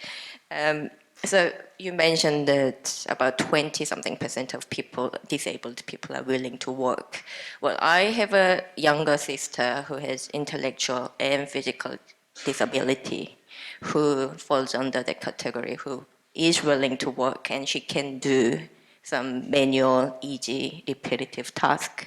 And she has been working for over 16, 17 years now, and since she left her special school. She has been working at a business enterprise that's employing most of the disabled people. So back in 2011, I have written a long letter to Health and Disability Commissioner to highlight the problems that she has been having at her workplace, which has been bouncing around between Ministry of Social Development and then to Ministry of Labour, and then it didn't go anywhere further. But to just highlight what happened is, so I mentioned that this is an enterprise, or business enterprise, where they employ, well, 90% of their employees are disabled, yes.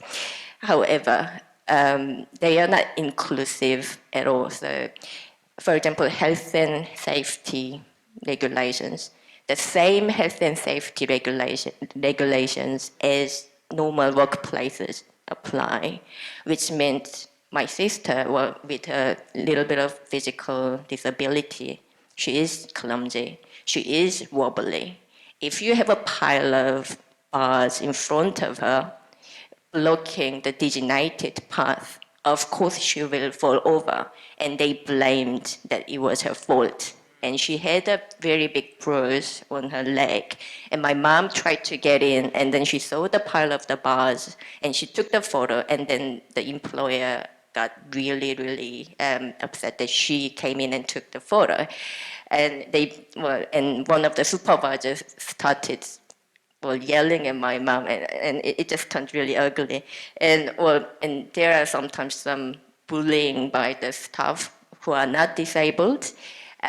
So my sister was told not to be, that she wasn't allowed to use one of the bathrooms that was closer to where she was working, that was cleaner, and that was larger. And all of the disabled staff had to go to the little toilet, a single toilet down at the back, because the nicer bathrooms were reserved for able-bodied staff and the customers. So that's what. I mean, I'm just, and this is like, a complaint to the Disability Rights Commissioner, or, I mean, it's clearly, there's some legal implications here in terms of the Bill of Rights. I have, but it just bounced between different. Did you go to the Disability Rights Commissioner even? And I actually went to Human Rights Commissioner and Health and Disability Commissioner. Well, I'd be really disappointed if there was no follow-up there. I guess, was it resolved? Because you said it was back in 2011. 2011. So there was one issue, the health and safety, and the other issue that I have around her employment is the minimum wage exemption, which is a laugh. So she, I can speak to that, yeah. After 16, 17 years of work experience, of course she has disability. She is slower, but not less than 1/10 of what able-bodied person can do. So she is getting paid $1.50 an hour. And she signs, well, yes, that's what's happening in New Zealand. And whenever I speak to people, they are like, no, that doesn't happen in New Zealand. Excuse me, we are talking about fair trade and child labours in India and whatever the countries out there. But this is happening in our backyard. Okay, I can speak to this issue. So thank you. I'm glad that you raised it. So for those that don't know what the minimum wage exemption is, it is where we have disabled people working in workplaces that have been certified to be able to offer these particular roles, where a labour inspectorate will go in and assess the productivity level of the individuals that are working there. I can talk a little bit to that. So it is the one particular group of people, apart from those that might be on a training wage, who are able to be paid less than the minimum wage. We have been hit up by the UN about it being a discriminatory practice. There was work done on this by the previous government, but then it was parked. It is an area that I'm quite committed to, that I've picked up with our Minister for Workplace Relations, the Minister Ian Lees-Galloway. There have been options put to government in the past, because what we also hear from many of the disabled people that are working for these types of enterprises and their families is they do want to continue working. There are just concerns about the minimum wage exemption and also the assessments that are undertaken to determine whether or not this is this person's particular level of productivity. So it's not that people are asking for those jobs to be done away with, they're asking for fairness in the workplace. So there have been many options put to governments in the past. One of them is a wage subsidy from government to lift it at least to the minimum wage. And I can say that that is an area that myself and Ian Lees-Galloway are looooking at now. Just to touch on the assessment criteria. So what's been happening at her workplace is the labor inspector comes in once 2 years, and what they do is that they just sit there, witness them signing the piece of paper, and my sister doesn't even understand what it says there, and we've been told that if she doesn't sign that piece of paper, she won't be allowed to come back to work. Okay, And I think what we'll do, because you're raising some serious areas of concern, what we'll do is, instead of Tom, there's Shalene, and she'll get your contact details, and then we can liaise with you. And I can, I've got all the record of correspondence and the log, so I can forward it to you. But yeah, it was really disappointing they didn't go anywhere. Okay, down the back. We've only got space until 8 o'clock. I know there's lots of people who want to talk. I'll only be quick. Kia ora koutou. Thank you, Ministers. That's really great to hear from you. Another category that we haven't touched on too much is those with very high needs. I have a son with very high needs, unlikely to be independent living, and he has had respite care at the Wilson home over the shore, which is fantastic. But post-21, there's no respite care for him. He needs quite a lot of medical assistance, and great thing about being parents is we get together. We would like to develop a business model upon which we could set up our own respite care for post-21 in South Auckland. Can you help us? Look, we've got Brian Coffey here, who's the head of the Office for Disability Issues. So at the end of this, okay, thank you. Why don't you have a conversation with Brian, and then we can set up a meeting. Thank you. It came up, yeah.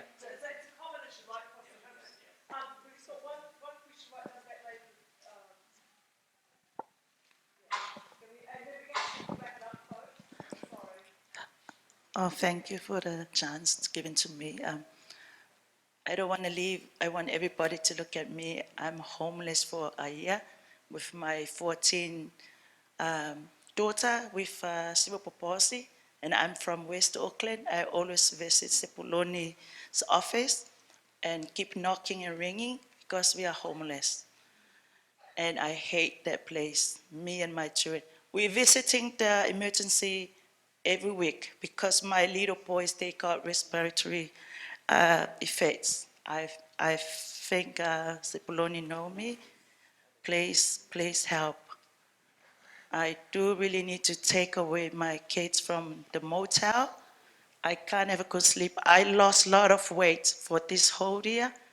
I'm desperate, I'm stressed, supporting my sick daughter. My little boy is sick. I don't know what to do. I lose my hope. That's why this is my first time coming tonight. When I read the email, the minister here, the housing people here, my MP, please, I need to move away from that emergency place. Yeah, I don't know what else to say. No, thank you. It's too Thank you much for coming, me. because, I mean, this is, I guess, you know, as a West Auckland MP, the need in places like West Auckland and South Auckland we see quite high, and I know that you have been, and we've been fighting, and we've been trying to get something through Housing New Zealand. It's that example that's relevant to everyone in this room in terms of having something that's fit for purpose for disabled people, and I know that Housing New Zealand's offered you 3, but that they haven't been suitable in terms of your children's disability needs, and so that's why we're in this situation now. So we'll continue to work with you to try and find something there, and I'll keep talking to Minister Twyford about what we can do in this space.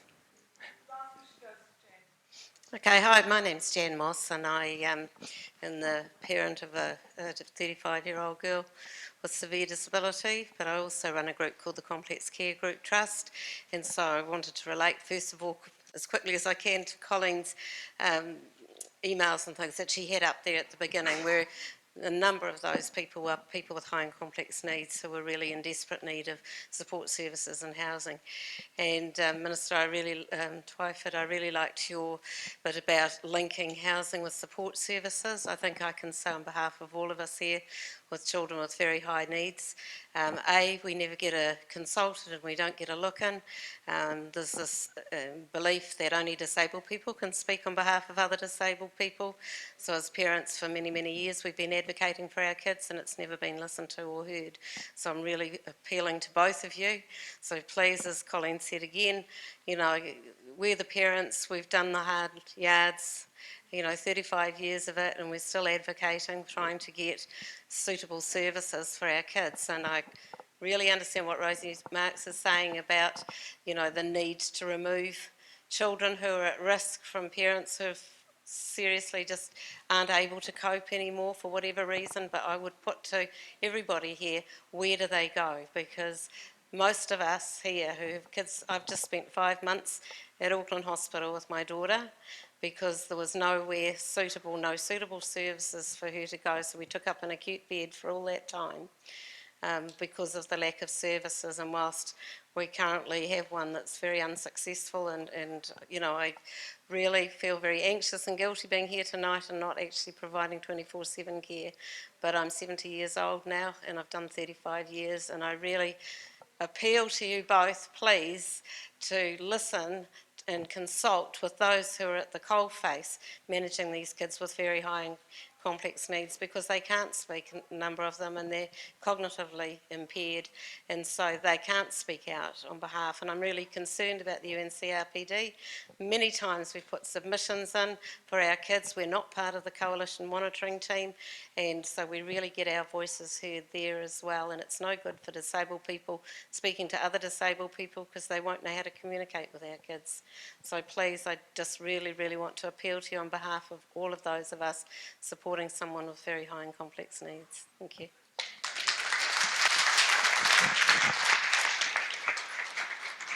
I will speak to that just really broadly and in the context of everything we've heard tonight. I just want to thank you for coming along and sharing your story. We are listening, I can say that. And we are hearing the concerns that you're raising, because it's not just you, there's actually so many across the country that are bringing the same issues to our attention. So, a year into this job, and a year to the day into this job, actually, we are, I guess, not overwhelmed, but there are a lot of things that this government needs to do. And you're an important part of that, and we recognise that. And so can I just thank you and thank everyone else for sharing your stories. As we said, there are people here tonight to take things further if they need to, and so please do share your contact details with them. Can I also acknowledge Minister Twyford, and I'm going to do this because it's really important that we do have ministers that are engaged across the different government departments. And as I said, I'm only the advocate, but I can't pull the strings to make the changes in all of these places. So I do want to acknowledge Minister Twyford for coming out on a Friday night to this particular meeting. And I think it really does indicate that he is taking this seriously, and I think that we will see some wonderful changes in housing and transport with regards to accessibility. And I say that to make sure it does happen too, because then we can hold him to account. But also, I do recognise that the dilemma that he has is there is a bit of a lag. Keep in mind that some of the houses that are being built were built to plans that may have been agreed on before we got into government. So hopefully that lag's not too long. And we'll continue to work together as well as with you to try and make the improvements that you're asking for. Pāwhata lava. Thank you very much. Look, I'm going to close it now, but I just want to make one final comment to the ministers a little bit about the DPO issue. And I don't want to take anything away from what you're doing, but consider us as a tribe. We are a tribe of people who don't have a place at the table. And I don't think that if you were negotiating with any group, you would leave one tribe out. And nobody knows our stories as well as we do. We can tell them to you, you can empathise, but we have walked this with our children and with our partners and with our friends who also have disabled children. And I think that 35 years, 40 years sitting around this table, around this room, that actually earns us a place at the table, and for it not to be mediated by anybody else. Come and listen, value, respect, but for goodness sake, give parents a place at the table. That's all we ask.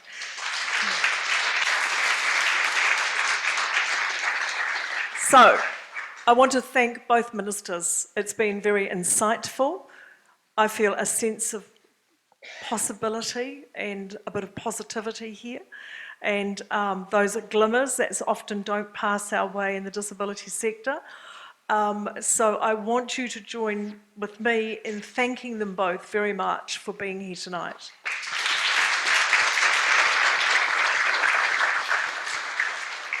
I want you to spend a minute or two just putting those stickers up there, because we will get back to you. We've got a pile of things behind here with very detailed questions, which Tom, of course, is going to answer. Bless you, Tom. Most of all, I want you to travel home safely tonight and have a wonderful weekend. Thank you all very much indeed.